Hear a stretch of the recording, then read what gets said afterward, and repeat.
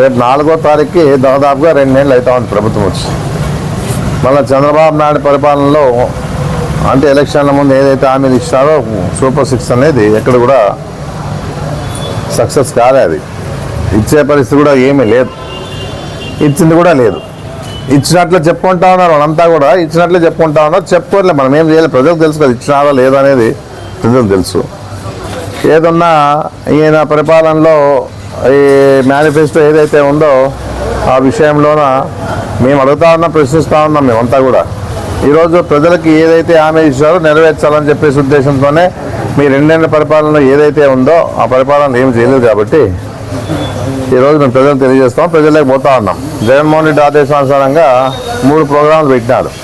4వ తారీఖున అంటే ప్రభుత్వం వచ్చి 2 నెలలు అవుతా ఉంది. దాని మీద ఒక ర్యాలీ ఏర్పాటు చేసి మేనిఫెస్టోని కాల్చడం జరుగుతుంది. ఒకటి 9వ తారీఖున ఒక కమ్యూనిటీ హాల్లో మీటింగ్ ఏర్పాటు చేసుకుని మా పార్టీ కార్యకర్తలు నాయకుల అభిమానుల మధ్యలో ఒక కార్యక్రమాన్ని చేసేది ఒకటి. ఇక 3వది 12వ తారీఖు ఆయన ప్రమాణ స్వీకారం చేశారు చంద్రబాబు నాయుడు గారు. ఆ 12వ తారీఖున నిరసన ర్యాలీ చేస్తాం. ఈ 3 కార్యక్రమాలు కూడా ప్రజలు తెలియజేసేదానికి మేము ఈ కార్యక్రమాలన్నీ కూడా చేస్తా ఉన్నాం. ప్రజలకు తెలుసు, అయినా మా బాధ్యతాయుతంగా మా పార్టీ పరంగా మేము చేయడం జరుగుతా అని చెప్పేసి కూడా చెప్పడం జరుగుతూ ఉంది. ఈ పరిపాలన విషయం నుంచి అత్యాచారాలు, హత్య రాజకీయాలు, కేసులు ఇవే కానీ ఎక్కడైనా కానీ ఇచ్చినామని నెరవేర్చినామని చెప్పేసి ప్రతి ఒక్కరికి ఆలోచించుకోవాలని చెప్పేసి ప్రజలు కోరుతా ఉన్నాం. ఏదున్నా కూడా ఈ విషయంలో జగన్మోహన్ రెడ్డి గారు ఏదైతే గతంలో ఎన్ని ఉద్యోగాలు ఇచ్చినా అందరూ తెలుసు. ఇంకా ఊరికి చెప్పుకుంటేనే దాదాపుగా సచివాలయాలు ఏర్పాటు చేసి, వాలంటీర్లు ఏర్పాటు చేసి 1,25,000 ఉద్యోగాలు ఒకటేసారి రాష్ట్రంలో ఇవ్వడం చరిత్ర. ఇది ఏదన్నా మాట్లాడతారు, ఒక్క ఉద్యోగమైనా ఇచ్చినా అని చెప్పేసి మాట్లాడేవాళ్ళు కూడా చాలామంది చూసాం మనం.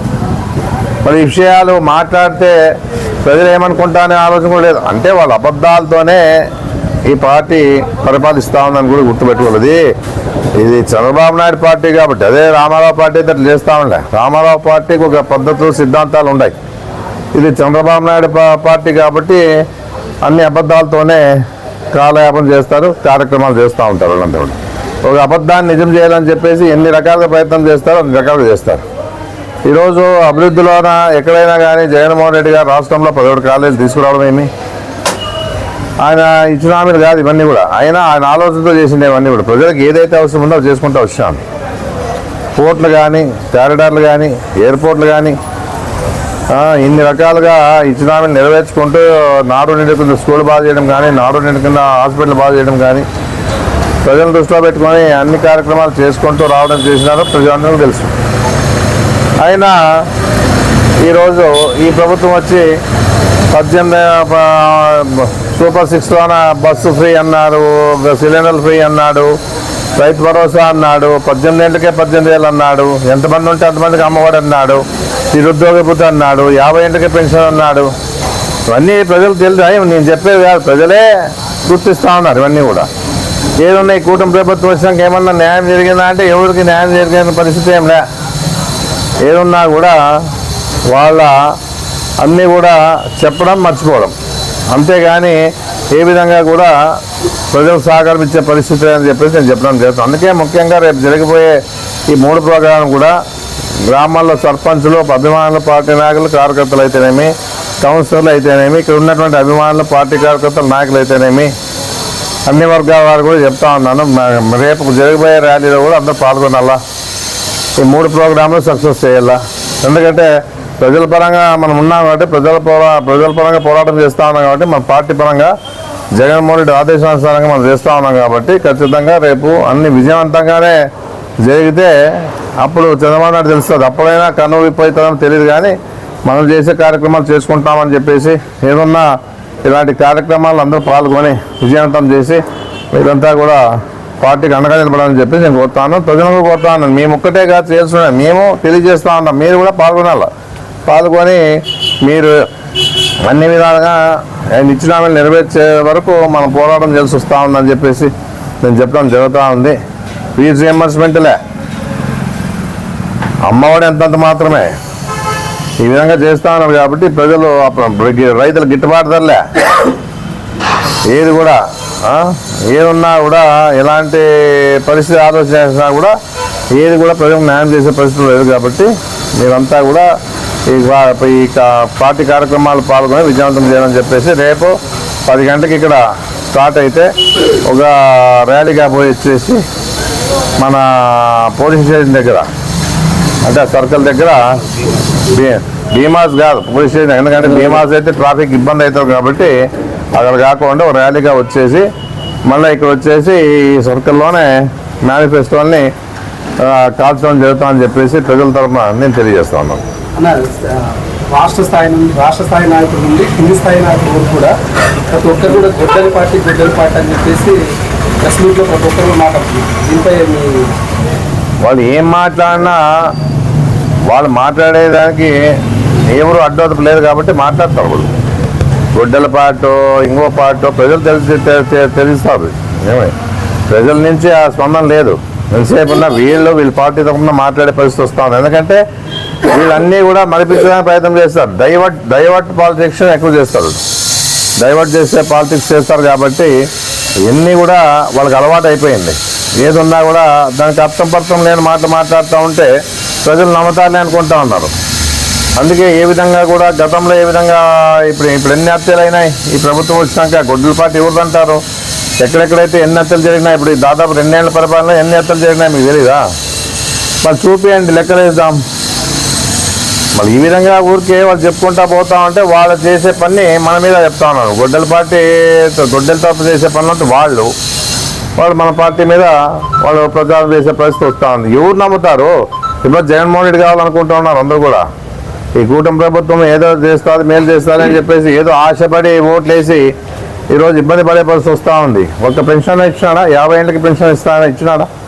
మరి మామూలుగా అయినా పెన్షన్లు వికలాంగులు తీసేసిన దాదాపు 66 లక్షల మందికి ఇస్తూ ఉంటే మనకి ఇస్తూ ఉండేది 60 లక్షల మందికి ఇస్తూ ఉన్నారు కదా. 6 లక్షల పెన్షన్లు తీసేసినాడే. మళ్ళీ దీన్ని ఎవరు అడగల?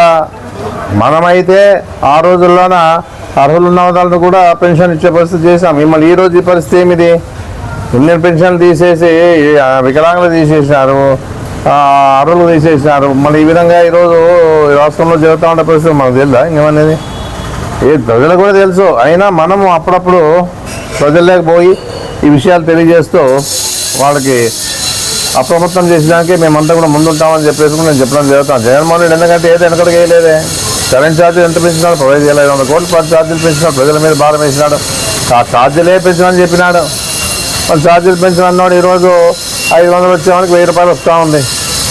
మరి ఈరోజు తెలియదు అందరికీ ఏం జరుగుతూ ఉందని చెప్పేసి. సరే, దాని నుంచి ఏదైనా ప్రభుత్వానికి ఆదాయం వచ్చినా ప్రజలకు ఏమని చేస్తా అంటే ఏమీలే. ఇప్పుడు 3,50,000 కోట్లు అప్పు చేసినాడు. మళ్ళీ ఎట్లా వడ్డీ ఎట్లా కట్టాలా? రేపు పరిస్థితి ఏమి? మళ్ళీ ఏ విధంగా ఈరోజు ఆంధ్రప్రదేశ్ ముందుకు తీసుకుపోతారు? రాజధాని అని చెప్పేసి అక్కడ ఏదో జరగలేని చోట రాజధాని ఏర్పాటు చేసేసి ఈరోజు రాజధాని అంటూ ఉన్నారు. స్క్వేర్ ఫీట్కి ఎంత ఇస్తూ ఉన్నారు? ఆ రోజు చేస్తూ ఉన్నారు కదా.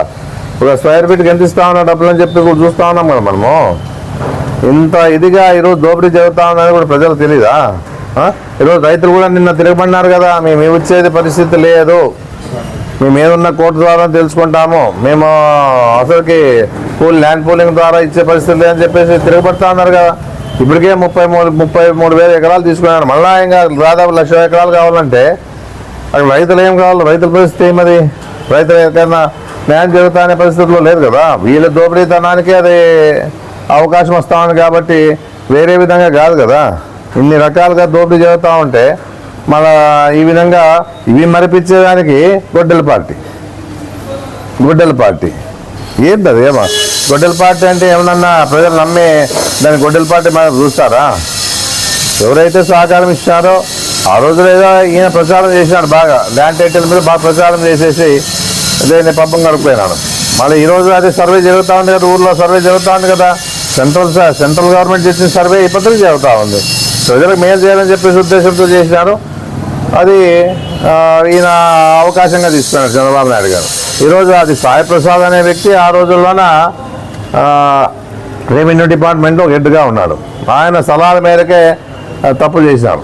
ఎందుకంటే ఆ రోజు ఆ సాయి ప్రసాదే ఈరోజు జగన్మోహన్ రెడ్డి గారు మీరంతా సర్వే చేస్తూ ఉన్నారు కాబట్టి ఎక్కడెక్కడైతే గ్రామాల్లో కూడా మీ బొమ్మ పెడితే బాగుంటుందని చెప్పేసి అట్లా తప్పుడు సవాళ్ళు ఇచ్చేసి ఈరోజు సిఎస్ గారు పనిచేస్తా ఉన్నాడు స్వామి ప్రసాద్. మరి ఈ విధంగా ఈరోజు కనబడుతూ ఉంది కదా మనందరికీ. ఆయన చేసిండే తప్పుడు ఆలోచనకి జగన్మోహన్ రెడ్డి బలిపశువు అయినాడు ఈరోజు. మరి ఇంత అధ్వానంగా ఆ రోజు ఆయన కూడా వద్దనుకోయినాడు. అయినా మనం ఇప్పుడు కొత్తగా చేస్తూ ఉన్నాం కదా, మరి ఈ విధంగా చేస్తే బాగుంటుంది అని చెప్పేసి చెప్పిన పరిస్థితి. వాళ్ళు చేసిన అధికారులు చేసిన తప్పులకి ఈరోజు పార్టీకి కూడా చంద్రబాబు నాయుడు చెప్పిన మాటలు నమ్మినారు అందరూ కూడా. అందుకే ఏదున్నా కూడా ఈరోజు ప్రజలు అప్రమత్తంగా ఉండాలా, చైతన్యం రావాలా, మా పార్టీకి అండగాలని చెప్పి నేను కోరుతా ఉన్నాను.